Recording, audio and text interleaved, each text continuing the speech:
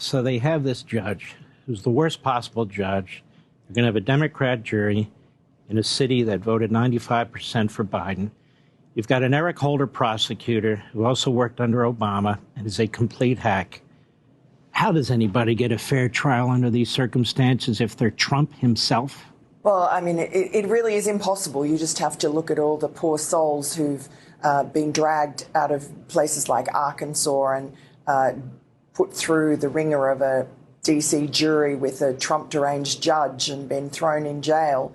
Often they're in jail even before trial for just no violence, just wandering around the Capitol on January 6th, not even going into the building in some cases. So it's been, 2.5 years of real injustices, and we should not be surprised now that Donald Trump is through the ringer, because that's their entire motive, going after exaggerating the January 6th riot into something that is worse than Pearl Harbor, worse than any other terrorist act in the country, when it wasn't a terrorist act.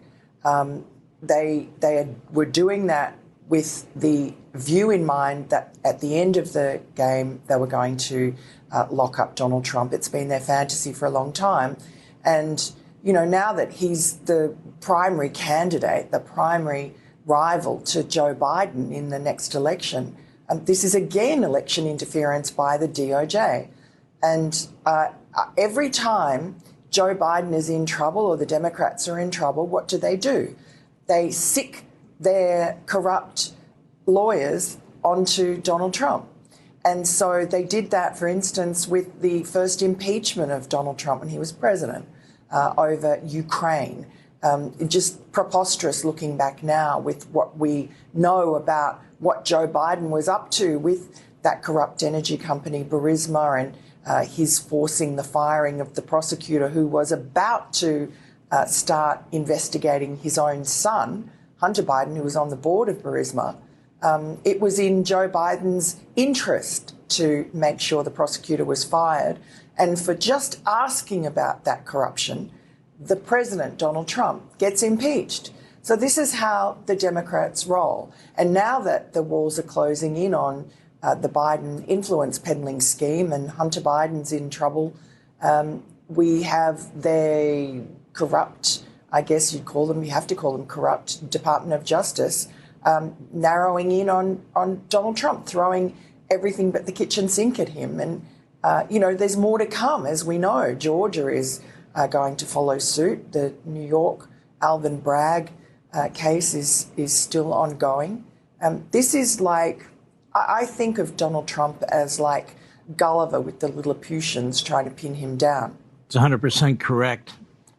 Alan Dershowitz was here before you, and he said, when it comes to banana republics, 10 is the worst. We're at 2 or maybe 3. I'm sorry, we're at 9 or maybe 10 at this point. Our electoral system's being destroyed. Our criminal law system's being destroyed. Our press is a complete joke. They're the prov de press. They're the laughing stock of the world. The republic is in decline. And that's exactly what's going on. And that Democrat Party and this administration are responsible for it. And they're doing it right now, right in front of our eyes. They got to figure out how to get this matter to the Supreme Court, if they'll take it.